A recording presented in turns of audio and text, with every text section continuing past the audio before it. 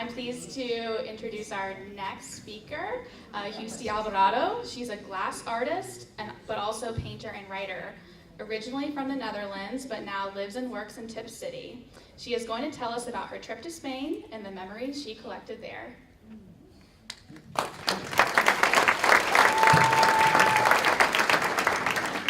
In 2014, I went to Spain, supporting a friend who wanted to bike the Camino de Santiago. Sure, I'll go, I said, but I won't bike 800 some K. I'll be your support. I'll make art, maybe write a book. I was going to collect memories. I've been collecting memories ever since I was 13, when I received a diary for my confirmation. First page, 1972. I'm no longer allowed to sit next to my best friend in class. I lost the key to my diary while I was playing outside. I still have that diary, not the key. Off and on, I kept collecting memories. In 1976, while I was an exchange student in Hopkinsville, Kentucky, I wrote every day, first page. The mother seems nice, so do the children. I also kept a diary when I was pregnant with my children and gave it to them when they moved out. In 1998, we moved to Holland, and there I met Ellen. We became good friends. 4 years later, my husband and I returned to Ohio. Ellen had moved to Switzerland. We started emailing each other every day for 12 years. Now we FaceTime. I kept most of the letters. It's quite a collection now. It was Ellen who always wanted to bike the Camino. Not to be a pilgrim, but just for the challenge of it. One more person joined us to bike with Ellen, Pam, and then there were three. I would be driving the car with all the camping gear, write a book, call it Triple A's, and do my art. Easier said than done. We met in Switzerland at Ellen's house.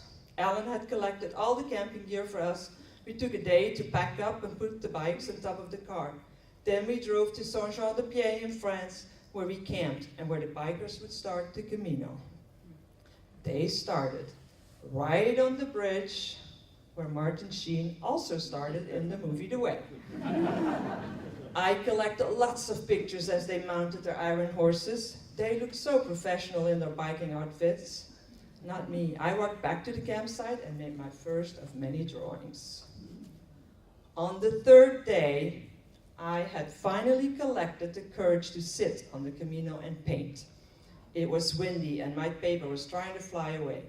Pilgrims smiled as they passed, surprised to see me sitting there. They were collecting the miles. I was collecting memories.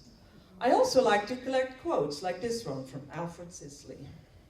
My friends followed the yellow arrows, and at every stop they collected a stamp, a reward for a day's bike ride. Since I was not a pilgrim, I was not allowed to collect stamps. I just kept collecting pictures and writing down the memories. You can see some of the stamps they collected. Every night we camped. We each had our own little tents in our favorite colors. This morning, Pam did not want to bike. I let her rush me and did not complete my drawing. Every time I look at it now, it reminds me of the small irritations that began to develop. One day, I sat in the middle of the Camino and a couple walked by. As they walked off, I heard him say, "Mickey Mouse." His remark hurt me. Later, I found a quote from Vincent van Gogh. "If you hear a voice within, in my case also outside you say, you cannot paint, by all means paint, and that voice will be silenced." So, my painting enthusiasm was not silenced. I picked myself up, brushed the nasty remark off, and went back to the road. Like Henry Matisse said, creativity takes courage. And courage I have. I was on a mission, collecting memories, and they were adding up nicely. So I painted and painted with my acrylics. Here the wind was drying the mixed colors immediately. I still felt like a king of the hill. After about 3 hours, the bikers appeared and I quickly finished the painting. Later at home, I recollected that memory and made this piece of art, right at the bottom corner. The journey climaxed in Santiago, not the way we had hoped. Expectations had been high, like the left picture compared to the right picture, same church, expectations, reality. We still went to Mass in the beautiful cathedral and saw the remains of St. James. After all, We were pilgrims, or were we? And we went to the end of the world, called so by the Romans. The beach was white, the water aqua, and the sky blue, with not a cloud in it. But we each did our own thing. Ellen went for a swim, Pam left to look for sea glass, and I painted. And there's another quote for you. Back in the USA, I savored my collections. What to do with them? I could use them to illustrate my book. I wanted to share my collections, but should I still write my book after all that happened? I set out to work anyhow, because that's what I do. I started rewriting and making art inspired by our pilgrimage. I made why. During the trip, we had wondered why a lot. Why do people want to walk this pilgrimage? I mean, walking or biking 800 some K? Why? Probably the same reason we want to be there as well. The same reason I make art.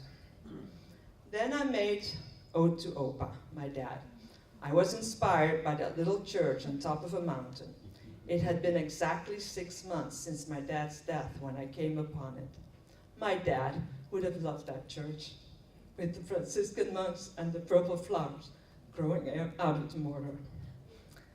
Then I made Cruz de Ferro, the spot where people leave their worries in the form of a rock. The vase and flowers are just a little piece of that piece. I collected more quotes that I used in my writings. I always said that I would write that book. I convinced Ellen to add her collected memories to it. Poor Pam, she did not want to recall all her collected memories. I do believe that with writing comes insight, and with insight comes growth. What I write was my truth, the way I remembered it. It was my collection. We didn't call our book the AAA, but we called it Pilgrims, with a big question mark. Thank you.